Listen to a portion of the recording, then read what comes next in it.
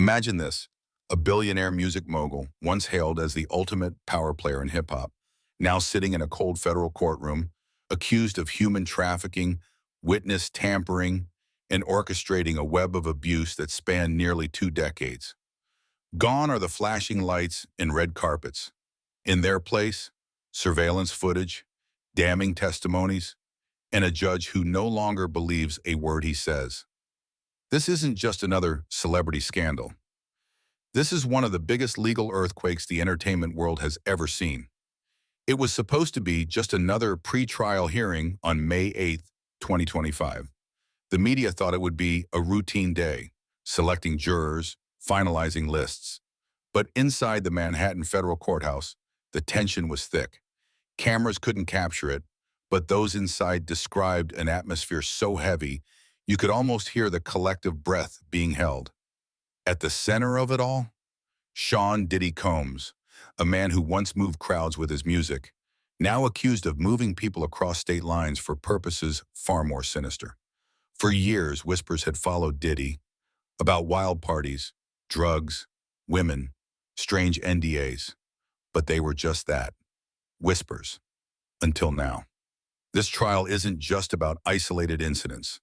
Prosecutors claim this was an organized system of control, an underground operation stretching from luxury hotels to private jets to the glitziest parties in Hollywood. What looked like glamorous nightlife, they allege, was actually a carefully constructed facade masking years of abuse, trafficking, and manipulation. The shocking evidence, perhaps the most explosive piece of evidence, is the now infamous 2016 surveillance footage. Shown multiple times to the jury, the video captures Diddy chasing Cassie Ventura down a public hotel hallway, throwing her to the floor, and dragging her back into a room. The clip, released by CNN earlier this year, turned public opinion overnight. No longer could anyone claim these were just rumors. Adding to this, a former hotel security employee testified in court that night. According to him, Cassie was begging to leave, visibly terrified. But Diddy refused, insisting she was not going anywhere. This chilling testimony matched perfectly with what the footage showed, a clear instance of coercion in public, not just behind closed doors. The pattern of control, prosecutors argue that this wasn't a one-time outburst, but part of a long-running control mechanism. According to court documents, hotels were pre-booked, rooms were arranged, male escorts were flown in. None of it was random. It was calculated, organized, almost industrial. And then came the drugs. Multiple witnesses testified that Diddy deliberately created an atmosphere of intoxication. She couldn't say no, not even with her eyes. One former associate described Cassie's condition on certain nights. Some of the most harrowing accounts came from male escorts hired for these encounters. One claimed he was ordered to urinate on Cassie. Another described hearing brutal beatings from the next room. Several said the experiences caused long-term trauma, even erectile dysfunction. The defense fights back. Naturally, Diddy's defense team paints a very different picture. According to them, Cassie willingly fell into drug use. They claim Diddy was trying to save her, not control her. They argue the videos are being selectively used to create sensational headlines. But prosecutors fired back, presenting phone records that allegedly show Diddy was the one who first introduced Cassie to certain drug suppliers, deepening her dependency, not helping her quit. Adding another layer to the trial, it was revealed that Diddy himself reportedly overdosed around the time of Whitney Houston's death, suggesting the addiction problem wasn't one-sided. Social media and the court of public opinion. What makes this trial even more complex is how past moments are now being re-examined. Clips of Diddy on social media, moments once considered quirky, have now taken on a far darker tone. In one resurfaced video, Diddy jokes, "They'll shut down my party, they'll arrest me."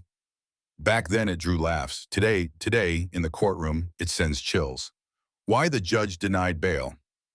The biggest twist so far came on May 8th when Judge Subramanian refused to release Diddy on bail.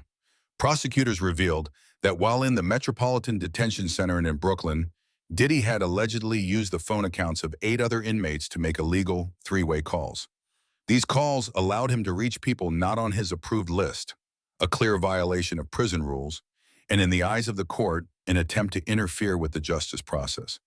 Worse, it emerged that one of the potential jurors worked at the very prison where Diddy was being held, raising serious questions about whether witness tampering might already have occurred. Judge Subramanian acted swiftly for sloppy vetting and, most importantly, announcing that part of the case would be referred to federal prosecutors for further perjury and obstruction charges. In his words, the court can no longer trust the defendant's honesty. The charges stacking up. As of now, the charges against Diddy are staggering: human trafficking, conspiracy to commit extortion, kidnapping, transporting individuals for prostitution, bribery, arson, perjury, obstruction of justice, witness tampering, and the case keeps getting worse.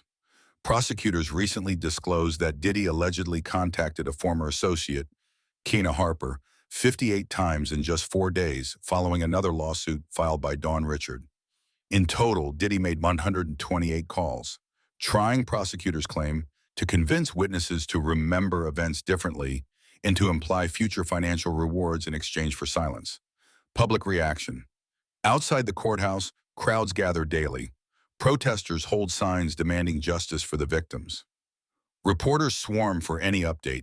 Social media is ablaze with debates.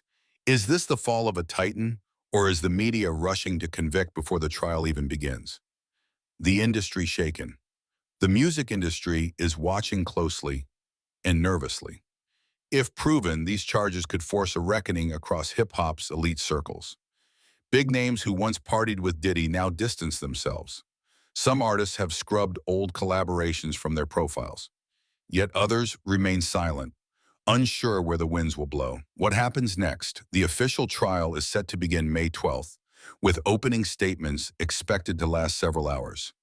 Legal experts believe the trial could run for 8–10 weeks, or even longer given the complexity of the charges. Judge Subramanian's hard stance so far suggests no tolerance for courtroom antics. And with new charges of perjury and obstruction on the table, Diddy's legal team is already on the back foot. The bigger question, beyond one man's guilt or innocence, this trial raises deeper questions. Can wealth and fame shield someone from justice? Will the full truth come out, or will high-paid lawyers muddy the waters? Can the victims finally be heard and believed after years in the shadows? As opening arguments loom, one thing is clear: this is no longer just about Diddy. It's about power, accountability, and whether the justice system can stand firm in the face of celebrity influence. So what do you think? Will justice be served? Is this the beginning of hip-hop's #MeToo moment? Leave a comment below, and don't forget to like and subscribe, because this is one story that's far from over. Stay tuned.